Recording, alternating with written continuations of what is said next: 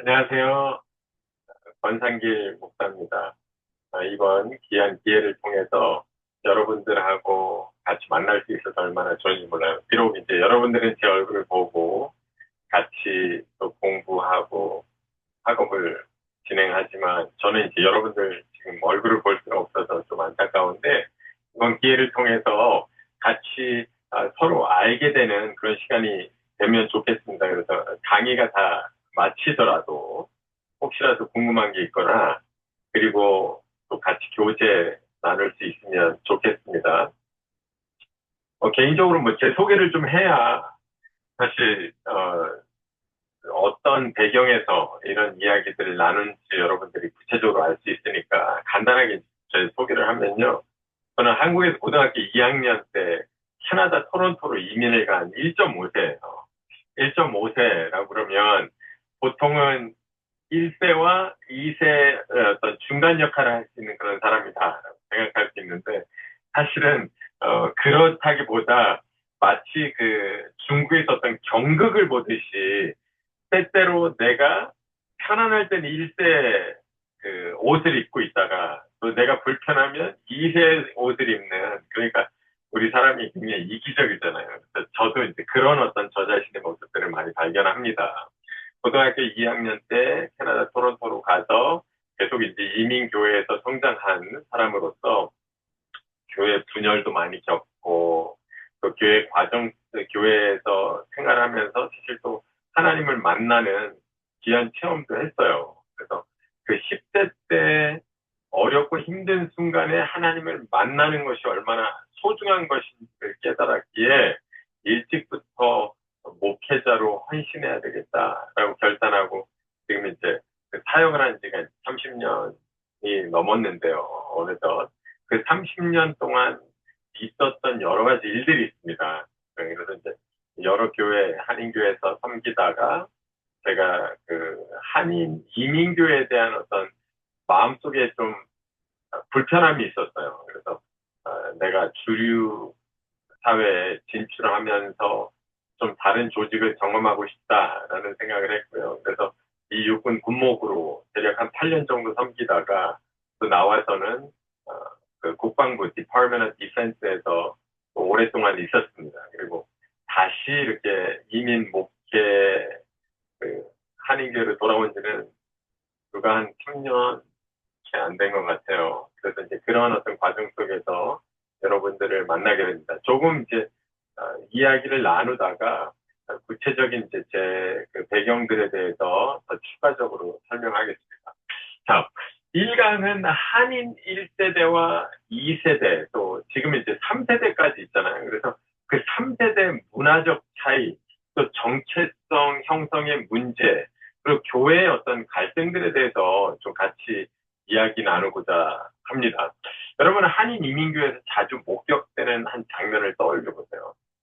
본당에서는 한국어로 1세대들이 예배를 드리고 굉장히 이제 엄숙하게 진행되잖아요. 그리고 건물 한쪽에서 또 한편에서는 영어로 드리는 2세대들이 기타도 치고 드럼도 치고 열정적으로 이제 예배를 드립니다. 같은 날, 어, 같은 교회지만 같은 교회 안에서 두 가지 다른 예배가 드려지고 또 이 예배 속에서도 그런 이제 차이가 있지만 예배당을 나오면서 또 1세와 2세 사이에 보이지 않는 문화와 그 벽이 느껴질 때도 있습니다. 그래서 이제 미국 땅에 그 뿌리 내린 한인 교회에 가장 두드러진 그런 모습이라고 하면 이런 두 문화, 두 세대가 공존하는 현실이에요. 그래서 이게 이제 우리 목회자들이 특히 이제 한인 이민교회 목회자들 또 성도들이 직면하는 매주 교회의 모습이라고 볼 수가 있습니다. 지금 이제 한인 이민 그 역사가 상당히 이제 오래되면서 지금은 이제 지금 제가 섬기는 교회는 뉴욕주의 롱아일랜드에 있는 아름다운 교회인데요. 저희 교회만 같아도 교육부 학생들 가운데서 상당수가 사실은 2세대라기보다는 3세대 가까운 친구들이 있어요. 제가 볼 때는 3분의 1 정도가 그런 것 같아요. 그러니까 그리고 또 2세라고 할지라도 그 부모 세대가 1.5세인 경우가 대부분이고요. 1세대라기보다는. 그래서 1.5세 자녀들, 2세대들도 있고 또 2세 자녀들, 3세들이 지금 이제 교회 교육부에 뿌리 내리는 그런 경우들을 보게 됩니다. 그래서 그런 이제 급변하는 그 문화적인 어떤 차이, 또 정체성, 그 혼란, 또 현상, 이런 부분에 대해서 우리가 정확하게 이제 진단을 내릴 수 있어야 되죠. 왜냐하면 그래야 이제 차세대에 어떤 우리가 준비를 해야 될 것인가를 구체적으로 살펴볼 수 있기 때문입니다. 오늘 이 첫 번째 강의에서는요, 미주 한인 가정 내에 1세대 또 2세대, 아니 3세대 간의 문화적 차이, 정체성 혼란, 그리고 교회 공동체 안에서 발생하는 여러 가지 현상들, 뭐 꼭 문제라고 얘기하고 싶지는 않고 그 다양한 그 현상들에 대해서 열거하고 싶어요. 근데 열거하는데 그치지 않고요. 그 부분에 대해서 서로 나눈 다음에 여러분 사역 현장에서 공감이 되는 실제 이야기, 또 그런 예화들을 같이 곁들여서 앞으로 우리가 차세대 어떤 준비들을 해야 될 것이냐. 지금 우리 자녀 세대 아니면 3세대가 겪는 과정은 무엇인지 이런 부분들에 대해서 여러분들하고 같이 나누었으면 좋겠습니다. 여러분 1세 그러면은 1세가 누구죠? 1세는 그야말로 그 성인이 된 다음에 이제 미국의 이민 온 세대를 말합니다.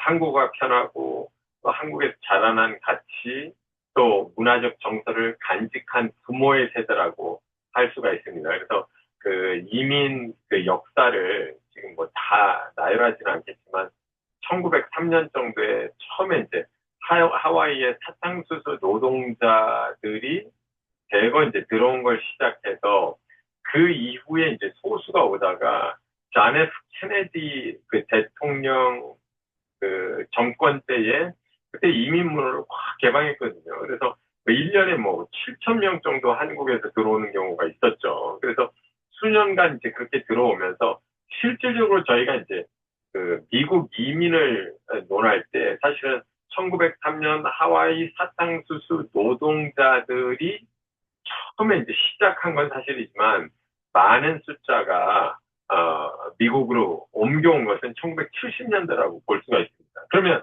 1970년대라고 우리가 기준을 놓고 볼 때 벌써 뭐예요? 지금 한 60년 가까이 되지 않았습니까? 이제 그런 어떤 과정 속에서 우리가 그 이민 정책이라든지 또 이민 와서 전개된 이제 여러 역사들이 있잖아요. 그런데 그런 부분들을 뭐 지금 이 짧은 시간에 다 나눌 수는 없고 한 가지 분명한 건 뭐냐면 그때부터 이렇게 정착해서 온 세대들 그리고 그 이후에 이민 문호가 열려서 온 세대들 가운데서 그렇게 한국에서 이제 다 교육을 받고 자라고 오신 분들을 가리켜서 이민 1세다 이렇게 이야기하는 거죠.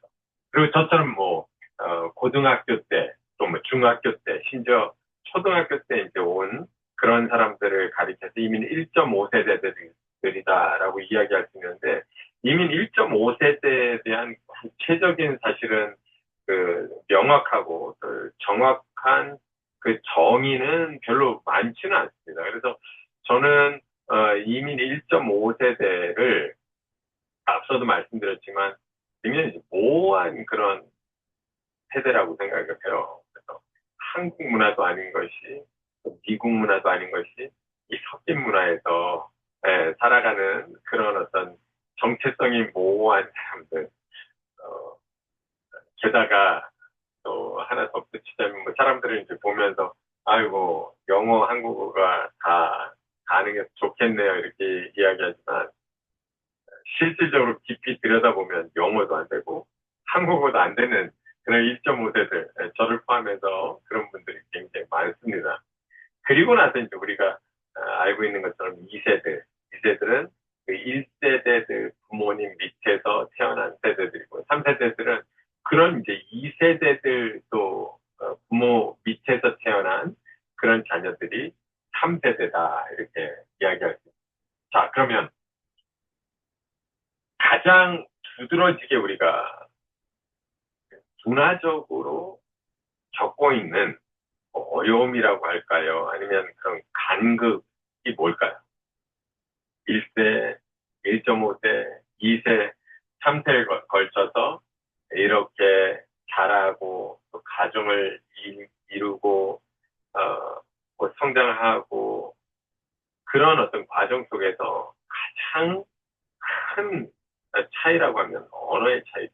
그래서 그게 이제 표면적인 가장 큰 차이라고 할 수 있어요. 1세 부모님들은 아무래도 이제 영어에 익숙지 않고 한국어로 의사소통하는 것이 훨씬 편합니다. 반면 2세나 3세들은 영어가 첫 언어이자 속마음을 표현하는 언어입니다. 집에서는 이제 부모님과 한국말을 간혹 섞어 쓰기도 하지만 복잡한 뭐 자기의 감정이나 또 신앙 이야기를 나눌 때 영어 표현이 먼저 떠오르는 경우가 굉장히 많죠. 이러다 보니 교회에서도 세대가 이제 깊어진다는 게 굉장히 힘들어요. 특히 이제 그 1세대 담임 목사님이 담임하고 있는, 심우하고 있는 교회는 더더욱 그렇죠. 세대를 어우른다라는 게 아무래도 언어적인 차이가 있는데 그게 어, 좀처럼 쉽지는 않습니다. 언어는 곧 문화거든요. 언어가 곧 문화다. 어떻게 그걸 증명할 수 있냐? 예를 하나 들어볼까요? 제가 벌써 이제 오래전 얘기인데요. 그 당시에 이제 대학교에 University of California in Irvine, UCI라고 UCI에 이제 다녔던 학생이 저한테 이런 이제 자기 고민을 털어놓은 적이 있어요. 아빠가 가끔씩 전화한다는 거예요. 아빠가 가끔씩 전화해가지고 묻는 질문이 뭐냐면 밥 먹었냐 이렇게 묻는다. James, did you eat?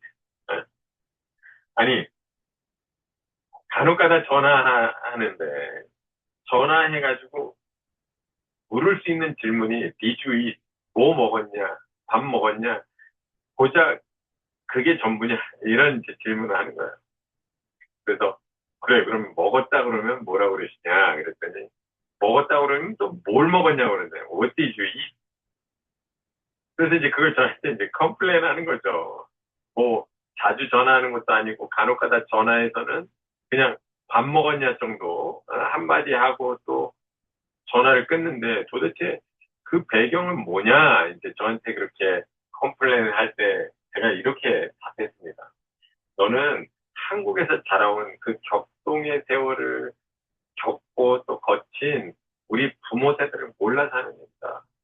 정말 자녀들에게 자기의 자식 사랑의 표현을 할 수도 없었고, 그런 표현을 한다고 한들, 주변 사람들이 팔불출이라고 놀리고, 그 사람을 그대로 이렇게 어센틱하게 받아주지 않는다. 그래서 자기 어떤 감정 표현에 익숙한 1세대 부모는 많지 않다.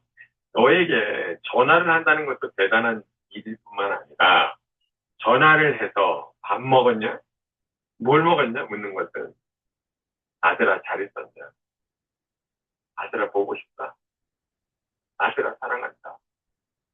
아들아 공부하는 거 힘들지 않냐? 이런 모든 질문들을 포괄적으로 내포하고 있는 그런 말이다. 제가 이렇게 설명했더니 그제서야 조금 이해를 하는 거죠. 자, 보세요. 단순히 그냥 비주의, 네, 언어적으로 그러니까 한국어를 뭐 밥 먹었냐라는 표현을 그렇게 직역하면 디주 이스로 끝나지만 그 언어 안에 들어가 있는 그 뒷 배경이 있잖아요. 그 문화에 대해서 모르면 정말 디주 이스로 끝날 수밖에 없는 그런 질문 아닙니까? 그래서 언어는 곧 문화인 거죠. 그래서 1세대, 1.5세, 뭐 2세, 3세 모두가 가장 두드러지게 겪는 그 문화적 차이는 언어라고 할 수 있습니다.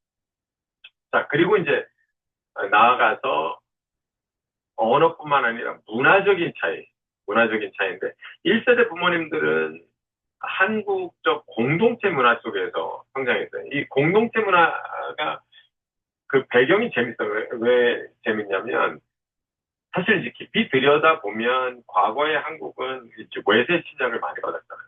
그 외세 침략 속에서 내가 그 공동체에 속하지 않으면 그러면 쉽게 타겟이 되는 거고 그리고 쉽게 저게 노출될 수 있고, 또 사람들에게 비판의 대상이 될 수 있고. 그래서 conform, 그냥 그 안에 들어가서 자연스럽게 나 자신이 그 희석이 되는 것.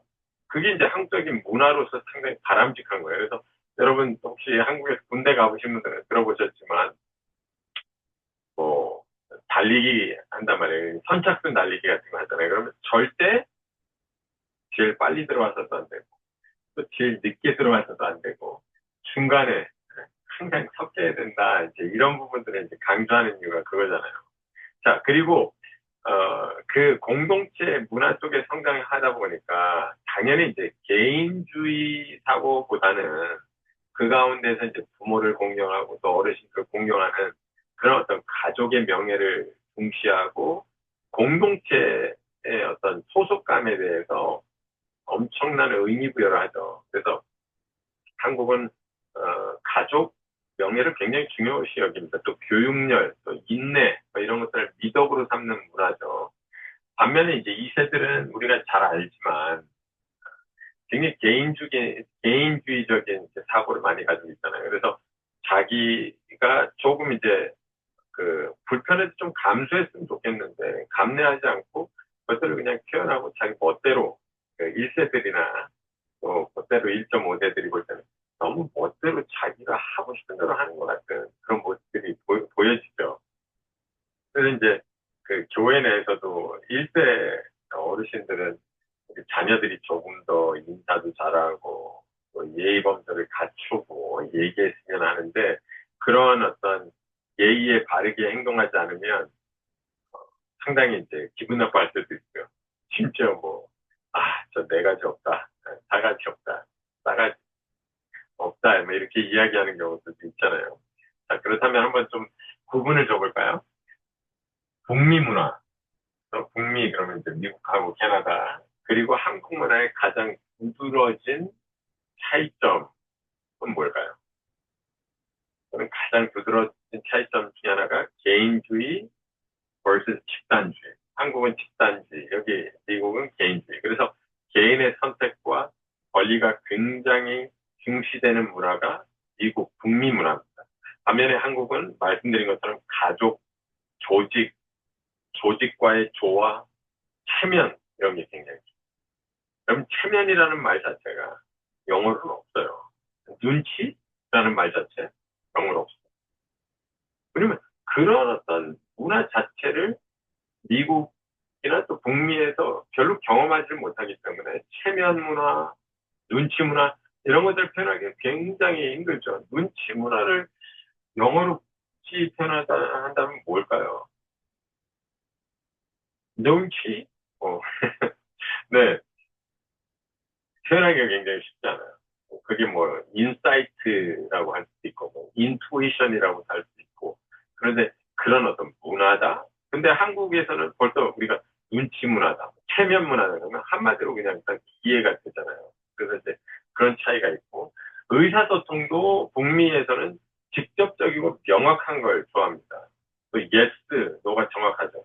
근데 한국은 간접적이고 또 그 표현에 있어서 굉장히 좀 부자연스러울 수가 있어요. 왜 그러냐면 이거는 이제 거의 implicit communication과 explicit communication 이렇게 이제 구분을 짓는데 북미는 explicit 그러니까 정확하게 묘사가 되고 정확하게 자기 의견이 주장이 되는 그런 의사소통이 굉장히 익숙한 반면에 한국말은 implicit 그러니까 답은 이미 정해져 있는 그런 질문을 할 때도 많고요.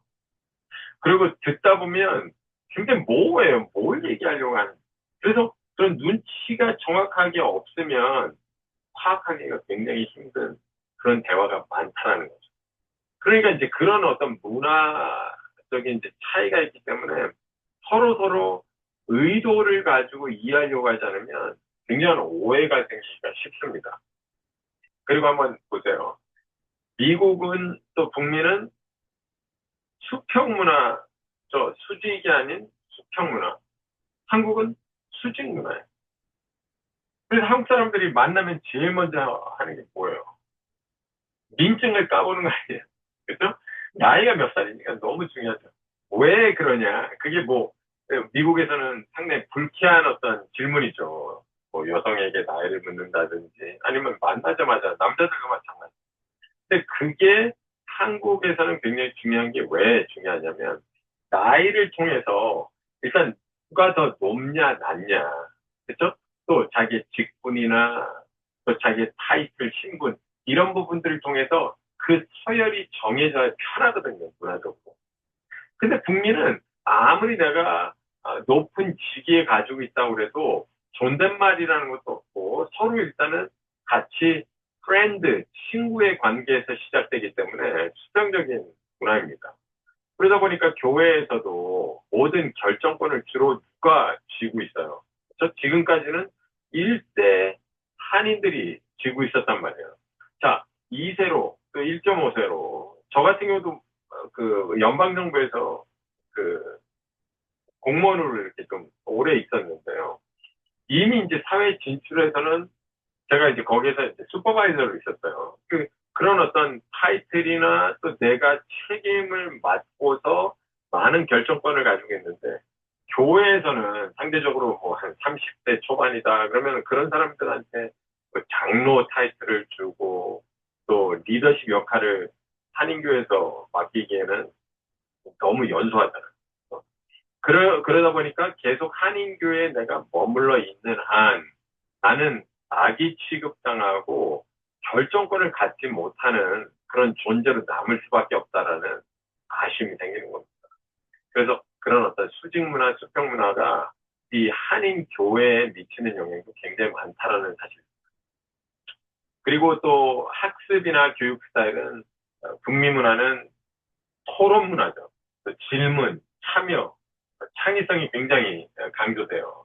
creativity, 자연스럽게 그게 형성이 되고 또 생성이 되고 대신에 한국 문화는 교사 중심의 강의형 그런 분위기가 굉장히 익숙하지 않습니까? 또 체계적으로 암기해야 되고 성적이 중시여기고 또 다 그거를 뭐 시험도 이렇게 칠 때 보면 주관식보다는 이제 객관식이 더 많고 이런 게 이제 한국 문화인데 여러분 저는 이제 교육을 북미에 상당히 이제 오랜 기간 받았기 때문에 이제 클래스 세팅에서 이런 것들을 이제 질문하고 그에 대한 답을 듣고 그런 어떤 학습이 훨씬 더 편한 사람이에요. 제가 이제 교수로 지금 같이 이런 이야기를 나누지만 예를 들면 이런 겁니다. 만약에 지금 이제 클래스 세팅에서 여러분들하고 자유롭게 이렇게 토론하는 분위기다 하면 제가 이제 질문을 하겠죠. 여러분들이 그 이민 와서 겪으면서 참 한국 문화와 또 북미 문화의 그 어떤 그 크게 느껴지는 차이가 뭘까요? 그럼 이제 그런 어떤 개인적으로 이제 경험했던 이야기들도 나눠주실 수도 있고, 그게 이제 북미적인 그런 이제 학습 형태라고 하면 한국 사람들한테 그런 질문을 하면요, 다들 가만히 있어요. 대답을 안 하십니다. 그런 어떤 학습에 대해서 익숙하지가 않기 때문에 그런 차이도 있다는 거. 한 가지만 더 얘기할까요? 종교, 뭐 다문화. 그러면 이제 북미는 좀 종교나 인종이나 이 다양성을 인정하고 또 표현의 자유로움이 훨씬 더 풍부하다라고 할 수 있어요. 한국은 뭐 저만 같아도 제가 지금 이제 50이 넘었는데 저만 같아도 사실은 과거 제가 있을 때 백인이나 흑인이나 길거리에 이제 그 타인종을 본다는 게 굉장히 힘들었거든요. 그래서 그런 분들 한 번 보면 막 이렇게 쳐다봤던 기억이 나요, 실제로. 그리고 우리는 백의 민족, 단일 민족, 이런 표현들 많이 하잖아요. 그래서 단일 민족의 어떤 강함, 그래서 종교 표현도 상당 부분 절제가 되고, 그리고 미덕, 이렇게 속으로 끙끙 앓는, 그런 뭐 미덕이 많잖아요, 사실은. 그래서, 뭐, 부부 얘기 안 하는 것도 미덕이고, 자식 자랑 안 하는 것도 미덕이고, 또 와이프 자랑, 또 남편 자랑하는 거, 뭐, 특히 이제 와이프 자랑하면 팔불출이라고 하고, 이런 게 참 문화적인 배경입니다. 문화적인 그런 어떤 차이를 상징적으로 드러내주는 그런 어떤 예를 하나 쓸까요? 여러분, 갑돌이, 갑순이 이 노래 잘 아시죠? 저는 처음에 그 노래를 들을 때 얼마나 흥이하게 불렀는지 몰라요. 갑돌이와 갑순이는 한마을에 살았더래요. 근데요, 시간이 지나면서 이 가사를 깊이 음미하면 음미할수록, 이게 문화적으로 굉장히 슬픈 노래였구나. 그 사실을 제가 알게 되는 거예요. 얼마나 슬픈 노래인지 한번 들려드릴까요? 갑돌이와 갑순이가 한 마을에 살았어요. 거기까지는 좋죠. 한 마을에 살았는데 둘이서 사랑을 했더래요. 그렇죠? 아니, 사랑을 했으니까 그것도 좋아요. 자, 갑돌이와 갑순이는 한 마을에 살았더래요. 자, 둘이는 서로 사랑을 했더래요. 그 다음 가사가요. 그러나 둘이는 마음뿐이래. 겉으로는 음, 음, 음, 모르는 척 했더래요. 아니, 서로 사랑을 하고 서로 좋아하는데 겉으로는 모르는 척하고 마음뿐이라는 거예요. 그리고 모르는 척 했다는 거예요. 조사를 해보니까 두 가지 가능성에 대해서 얘기하더라고요. 하나는 과거의 한국은 동성동본 결혼식 이게 불가능했잖아요. 그러니까 아예 법적으로 그걸 금지했으니까 둘이 아마 동성 동본일 것이다. 이제 이러는 이론이 있고요. 또 다른 하나는 한쪽은 양반이고 한쪽은 쌍놈 내지는 이제 서민일 것이다. 뭐 한국적인 그 문화를 아시는 분들은 이미 이제 잘 아실 거예요. 그래서 둘이 이루어질 수 없는 관계이기 때문에 그런 비극이 시작된 것이다. 이렇게 이야기를 하더라고요. 뭐 전제가 어떻게 됐든 그 다음에 2절 가사가 더 슬픈데 그러다가 갑순이가 시집을 갔어요. 그러다가 갑순이는 시집을 갔더래요. 근데 시집간 첫날 밤에 한없이 우는 겁니다. 시집간 첫날 밤에 지금 어? 그 신방에서 자기 남편하고 첫날 밤을 보내야 되는데 한없이 첫날 밤에 우는 거예요. 왜? 가사가 이래요. 갑순이 마음은 갑돌이뿐이래요. 그런데 겉으로는 안 그런 척 했더래요. 비극 아닙니까? 내가 사랑하는 사람은 이 갑돌이라는 존재가 있는데 무슨 연유에서든 전혀 마음도 없는 사람하고 결혼을 해가지고 마음속에 시간 첫날 밤에 글쎄 하나는 갑돌이 생각합니다. 우는 거. 그러면서 겉으로는 또 지금 새신랑 남편 앞에서 안 그런 척 했다라는 거죠. 여러분 이 비극은 거기서 멈추자. 3절 가서 갑돌이도 화가 나서 장가를 갔더래요. 장가를 가는데요. 홧김에 가는 거예요. 장가 간날 정말 달 보고 달 보니까 누가 생각이 나요? 달 보니까 갑순이 생각이 나는 거예요. 홧김에 결혼을 해가지고 지금 알콩달콩 재밌어야 되는데 속이 찢어지는 거죠. 왜냐면 내가 사랑하는 그 갑순이랑 한 결혼이 아니니까 달을 보니까 갑순이 얼굴이 또 갑돌이 마음도 갑순이 뿐이더라. 그런데 문제는 뭐냐?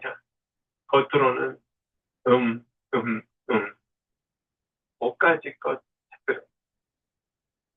야, 참 진짜 이 가사 하나를 깊이 음미해도 그 가운데 한국적인 정서, 문화, 배경을 다 드러내지 않습니까? 저도 그 사나이 계속해서 들어왔던 게 뭐냐면 남자는 인생에 있어서 그 살면서 딱 세 번 울어요. 첫 번째는 태어날 때 울고, 두 번째로는 부모님이 돌아가셨을 때 울고, 세 번째는 그 제가 아는 목사님이 하셨던 얘기고 담임 목사가 울 때 울고 뭐 이렇게 이제 개소리를 했는데, 여러분, 우리도 나의 어떤 감정을 표현하는 게 익숙치가 않아요. 저는 1.5세인데, 그러니까, 만약 여러분들 가운데 1세가 있다면, 누구보다도, 깊이 동감하실 것 같은데, 그러니까 겉으로는 뭐예요? 정말 속으로 내가 속상하고 힘들어도, 고까지 것 했더라. 이걸 이제 드러내는 것 자체가 성적 문화에서는 쉽지가 않죠.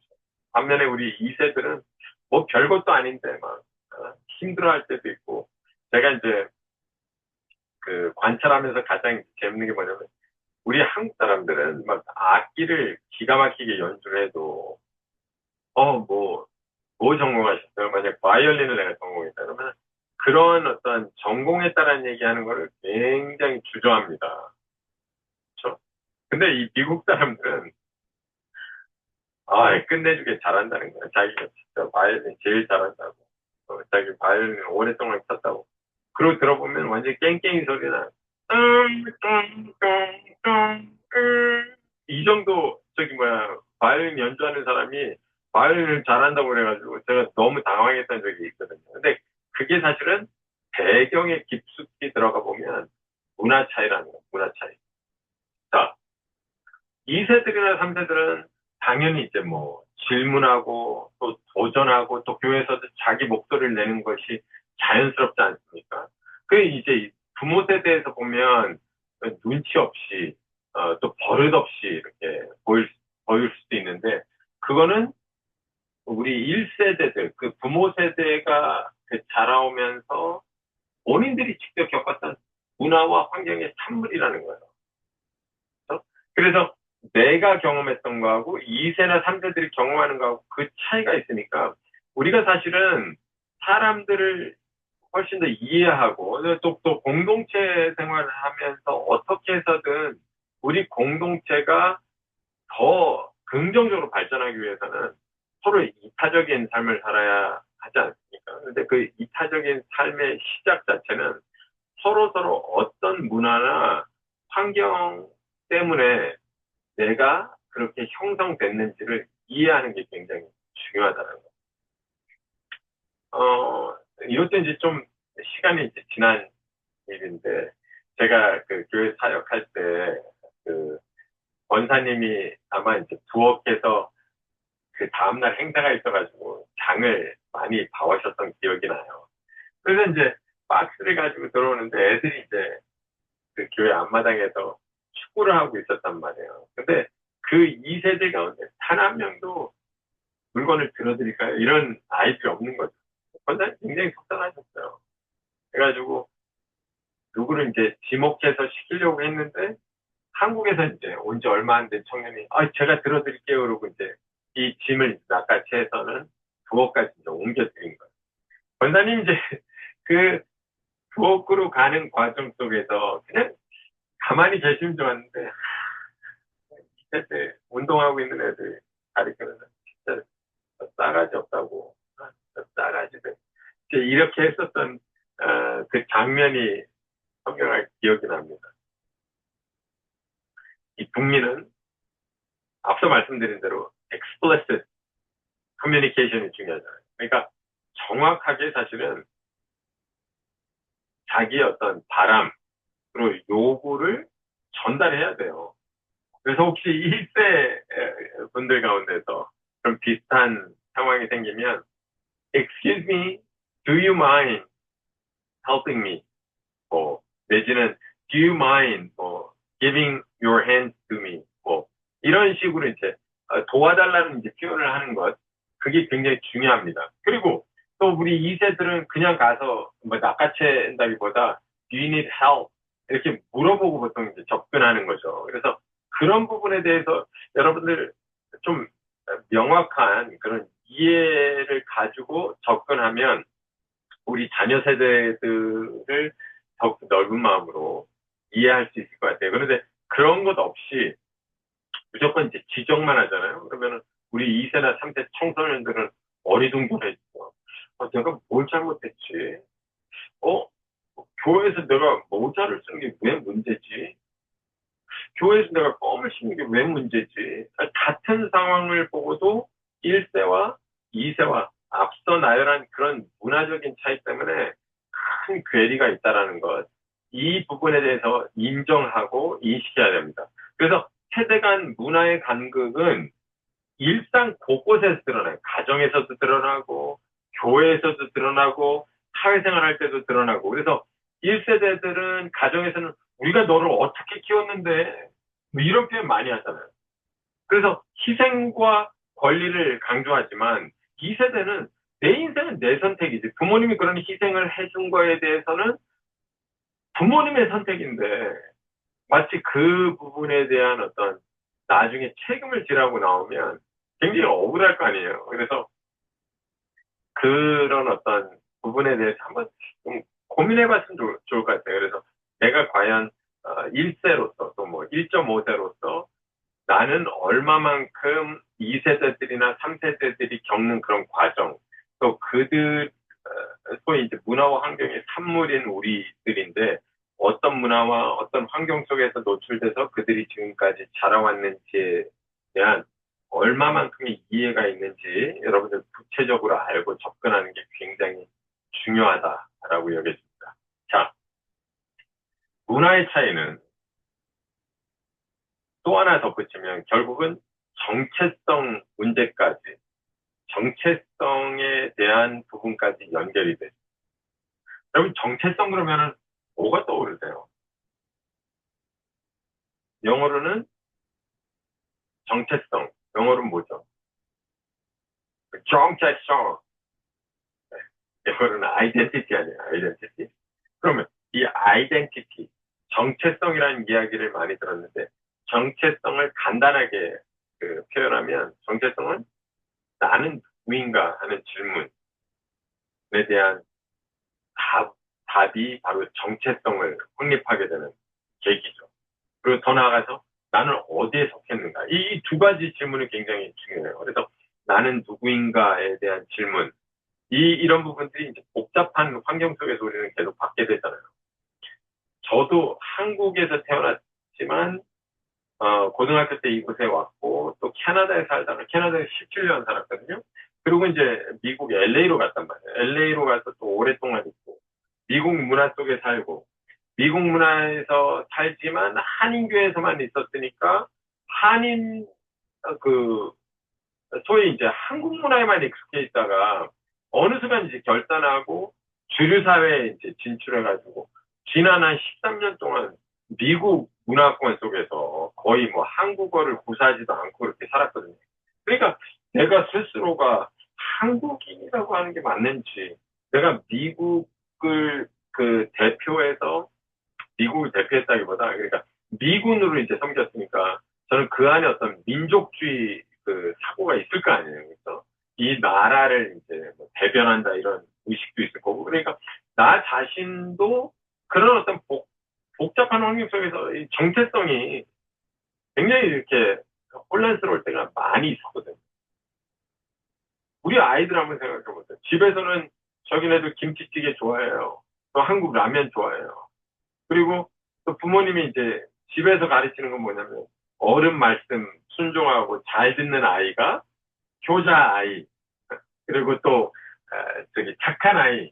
근데 학교에 가고 외국 사람들 만나면 친구들하고 이제 김치가 아닌 피자를 먹고 할로윈 파티도 가고 또 그들하고 같이 어울리려면 그들 문화 속에 동화가 돼야 편한 그런 친구가 되잖아요. 그래서 이런 식으로 한 가정에서는 한국식, 또 학교나 사회에 가면 미국식, 이런 이중 문화 안에서 우리 2세들은 자연스럽게 익숙해집니다.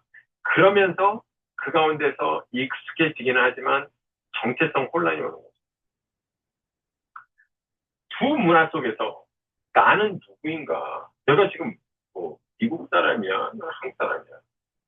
집에서는 부모님 통해서 부모님 뜻에 따라 착한 아이로 살다가 미국 사회에서는 또 튀지 않기 위해 더 미국인답게 행동하려는 그 경쟁의식이 자리 잡는 경우가 많아요. 그래서 어느 쪽에도 완전히 속하지 못했다는 그런 이방인 같은 외로움 속에서 우리 자녀들이 살아가고 있음을 여러분들이 인식해야 됩니다. 이런 정체성 혼란은 무엇보다도 신앙생활에 큰 영향을 미치죠.